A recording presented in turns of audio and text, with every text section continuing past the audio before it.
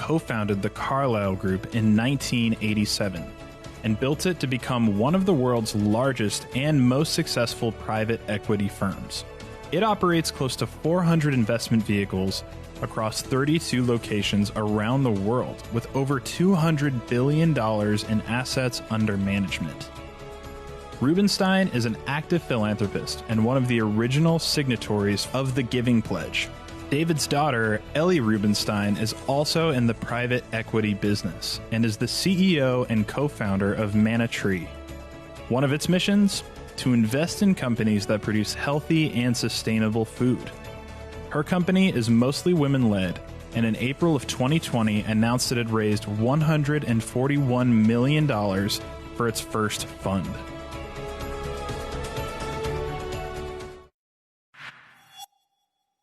Welcome back to Yahoo Finance's All Market Summit Road to Recovery. I'm Shauna Smith, and I am joined by David Rubenstein, co-founder of the Carlyle Group, and his daughter, Ellie Rubenstein, co-founder and CEO of Manna Tree. And David and Ellie, thanks so much for taking the time to join us this afternoon. We're very excited to have the unique privilege of interviewing you both here together today on Yahoo Finance. Thank you for inviting us. Thank you for having us. Ellie, I'm going to start with you first, because when we spoke a couple of days ago ahead of this interview, I was asking you about your relationship with your dad. And the first thing you said to me was, I've worshiped my dad since I was a little girl. I've always mimicked him. What did you learn about investing just by being around your dad and leveraging that knowledge with your own investment career?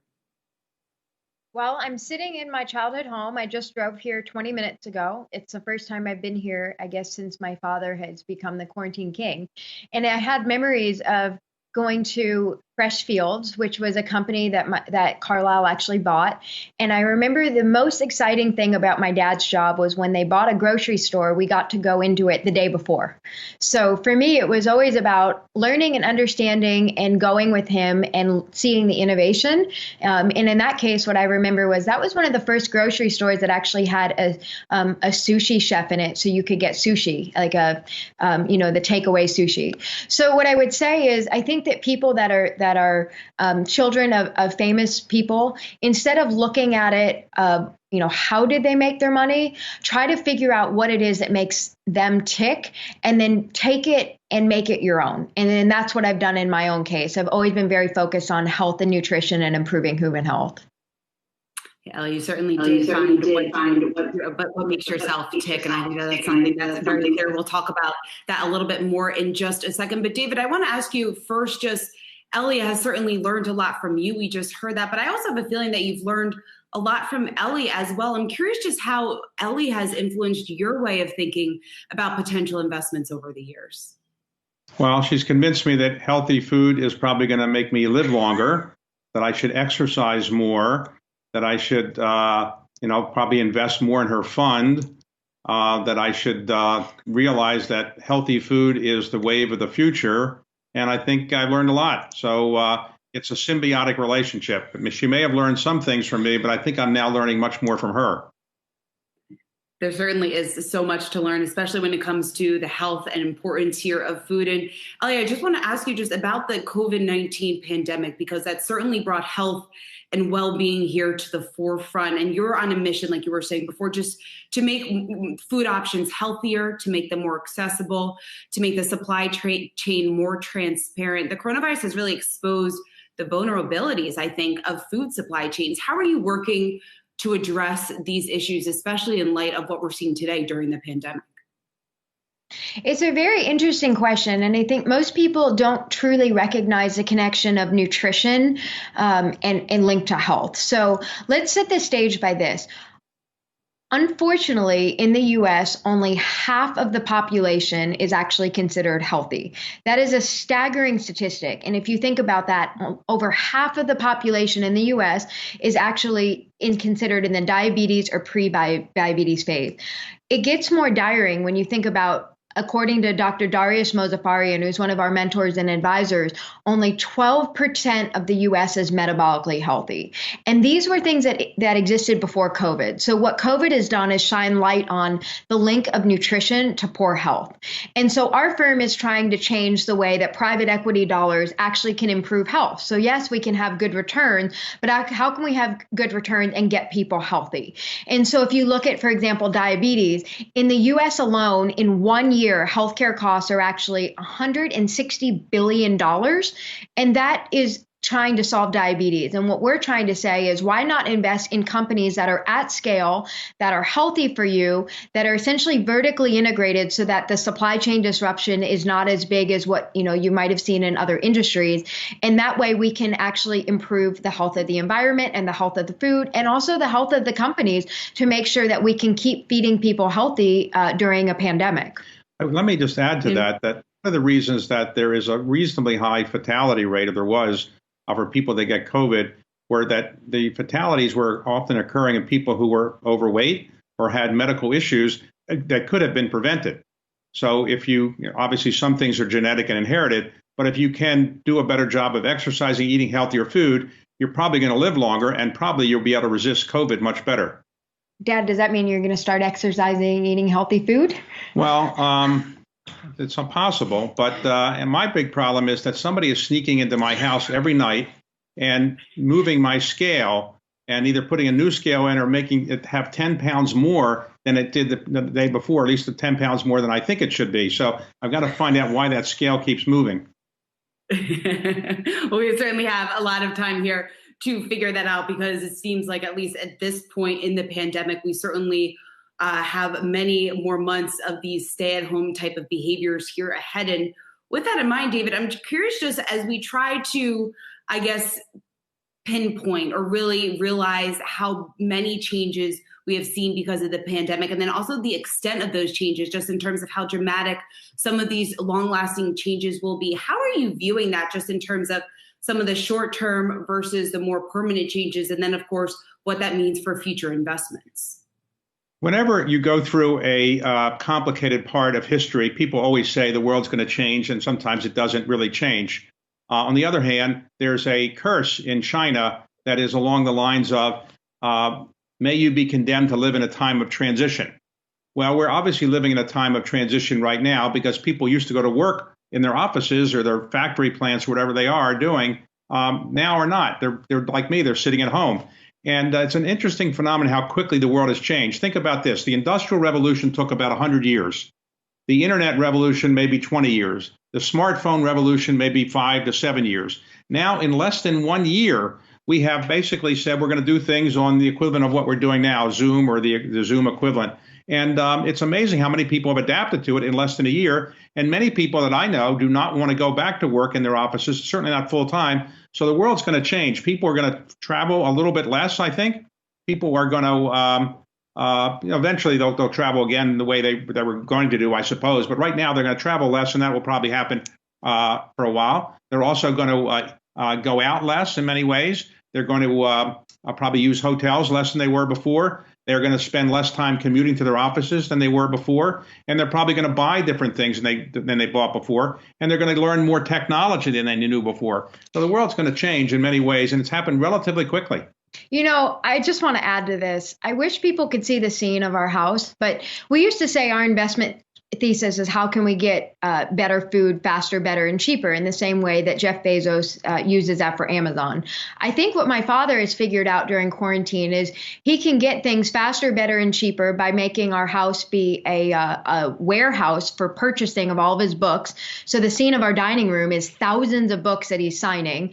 And then his commute time is now 10 seconds instead of traveling around the world to meet investors. So I think that one of the advantages of when you get to observe people that come before you in the industry is if you can see that they are able to innovate while things happen. We've always said that the best leaders are agile. So it's amazing to see this. I wish we could turn the camera right now to show people what my father has figured out. So human interaction has obviously been the hallmark of how people get things done throughout the history.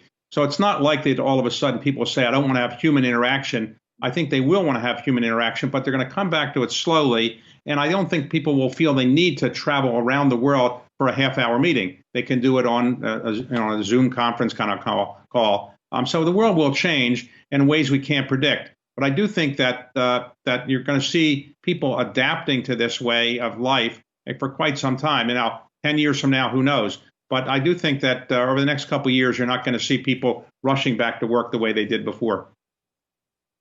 So Ellie, just you at Manage Me Partners, how are you then adjusting your leadership behavior right now, just in terms of what you think your company is going to look like 12, 18, 24 months from now? Because certainly what we've seen play out over the last 9 months, like you and your father were just talking about, there certainly are a number of changes that are already underway, but I think a lot of it is still unknown at this point.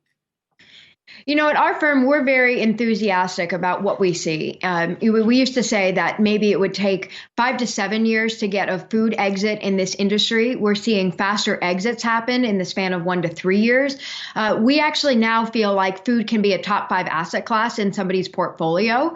And what makes us excited about it is if you look at consumer purchases today, 77% of purchases in the US are done with personal health in mind. And related to food, 69% of all foods purchased, the number one criteria is actually the nutritional content. So I think another thing my father used to question when we started our firm is, we're based in Vail, Colorado. And he'd say, why Vail? And we would say, well, we're the healthiest county per capita in the US. And as COVID has shined light on what really matters, which is your health, it is important to live and work in a place where you can have outdoor access, where you can be healthy and focus on your own immunity. And that's a lesson my father has always, said, he wanted for his kids, how to be healthy and happy. So that's why we're based in Vail. And that's why we are singularly focusing on getting more dollars into the industry, focused on human health. It's never been more important. And I think it's not just food. COVID has done that in many industries. So, another quote that I always love to tell people, when you need to convince your parents to come alongside what you believe in, you try to find people that can actually prove the point. So Mike Milken said something to my father, which is a very interesting point related to investing. Food is where the internet is 15 years ago. And so if you think about how fast that change happened, that's what we're now seeing within food, is that it's so fast. And, maybe my dad could tell a story about, he never understood it at first. He said, I don't understand. Humans have been eating for thousands of years. So what changed? And I think what changed is now people realize there's an efficiency to food. If you can eat and make yourselves healthy and make money while understanding that concept, it's a very unique thing to deploy capital into. Now, think about it. Humans came out of caves as Homo sapiens roughly 400,000 years ago. And for 99% of that time, humans wanted to eat food for energy and sustenance to stay alive. It was really only in probably the last 50 years or so that humans realized that eating certain things would be healthier for you. And over the last 5 years, there has been a much more of an obsession that the healthier things you eat, the better you're likely to be, and the longer you're likely to live. And this is now not just in the United States, but it's all over the world. And so it's not just wealthy countries that realize if you eat healthy things, you're going to be better off. It's people all over the world who want to eat healthier things. So it's a global change in the way people keep alive by eating food. And David, going off of that, just talking about so much change that has been underway, I'm curious just about investors' priorities from your perspective, because we can see that investors' priorities are changing clearly with what you guys were just talking about, the interest that Manitree has generated here over the last couple of years. David, how do you think investors have evolved from when you started Carlyle over 30 years ago? In those days, I would say most people in the private equity world, let me speak to that, were mostly interested in the highest rate of return they could legally get from people like us. And so they were not as worried about ESG factors, not as worried about whether you're shipping jobs offshore, things like that. It was basically what kind of return can you get me? How long will it take you to get it? And everything you're doing is legal, right? Now people say, I want to make sure I have an investment that I can be proud of. I have to go to my board and say, here's the ESG factors. I do believe, many investors say, that if you comply with ESG factors, you're likely to get a higher rate of return. For some period of time, people thought that if ESG would mean you're going to get a lower rate of return. Increasingly, the zeitgeist of the era is that if you comply well with ESG factors, good corporate governance, good concern about the environment, good social practices, you are going to get a higher rate of return. And that's particularly true in diversity as well. Increasingly, investors say, I want to give money to people that have diverse people in their organizations because those people are going to reflect society much better than just old white males. And I think they're right. So the investor base has changed. And it's also changed. It's not just a U.S. investor base, but people all over the world are increasingly saying, I want to observe these kind of factors in my investments. And I'm more interested in doing something that's good for the world than just getting the extra 1 or 2 basis points I might get from an investment that's not doing something good for the world. You know, what's interesting about what my father just said is when you are, the daughter of somebody who really invented the industry, you take a hard look at the industry. And what Manitree is trying to do is make sure that we're reinventing private equity for the next 30 years. And so with that means not just ESG, we call it ESG plus H. And how do you combine all of the good stuff for the environment with also health? And also, what is also unique is that if you look at our firm, while I'm a woman, 6 out of 10 of us are women. And even within our investor base, 20% are women and another 25% are next generation. So that means 45% of our investors are usually not the typical investor that maybe Carlyle would be looking at. So we call it not only diversity of investors, diversity of our own team. And of course, we look for that in our portfolio companies, but it's really also diversity of ideas. And we don't believe that you need to have a private equity background to join this area. What we're looking for is the innovative minds that want to redo the industry. So Manitree is really trying to say, well, let's use food as a currency. But I would point out to people that you can't have the conversations on, ESG and health or impact unless you have the rate of return. And, in my father's case, he always says, you really think that you can get, the true IRR that you need to prove this out. And that's exactly what we were looking for, is we want to do both. So we tried to have the seriousness of an institutionalized firm that something like Carlyle would, combined with healthy food. Let me just add that when Ellie was getting the firm started, you always want to help your children. I think all parents want to do that, but you don't want to smother them. And so that if they do something, it's not because of you, it's that they did on their own, and they should have that feeling. So you don't want to do too much, but you don't want to do too little. So I did say to Ellie, I'll help introduce her to a couple of people. And when I introduced her to a couple of people who were my age, they didn't understand what she was talking about, but they said, well, I have a daughter, I have a son, they might understand it better. So the next generation understood exactly what healthy food was all about, and they tended to be much more supportive than their parents were. And what's interesting about that is it became a global phenomenon. So like I said, I'm in my childhood home and I came across my Purdue capstone. And this is as my father would call it, the War and Peace 500-page report that I presented to him when I was in school about why we should position ourselves as a single family office investing in food. And what we came to learn is this was my focus. This was not the rest of my family. So how about we actually go separate our firm out? And I wanted to go find investors that believed in this. And so as I ran around the world in 2019, raising our fund, we actually thought we would be a $25 million fund starting. But it turns out that investors around the world are going through the same multi-generation transfer where children at my age are coming to their parents and say, Dad, let's make sure we have values in the way we're investing. And this is my area. And so I think what we've tried to do within our firm is give other families or institutions that work with families a model to say, here's how you can work with next generation to include their values, which are not irrelevant. So our firm, I think, has been a model for that. We have investors in 18 countries and 19 states. And more importantly, I think we've also shown people that you don't need to work in a family office to feel like you're contributing to family legacy. Find something you're really passionate about, become an expert, become knowledgeable, and then you can help guide your family like I have with my father in food. And that's probably the most important way to give back to your family, is show them you have a skill set that's useful, and then you earn respect of your parents. Recently I did a book on leadership, and one of the qualities I've noticed in leaders around the world was that they had a passion for what they're doing. If you hate what you're doing, you're never going to be great at it. And so I tell young people all the time, particularly when I make a commencement speech or speak to students, find your passion. And your passion is something that your parents didn't want, that's fine. But you can't live your parents' life. You have to live your life. And what you have to do is find something you're passionate about. If you're passionate about it, you'll be really successful at it.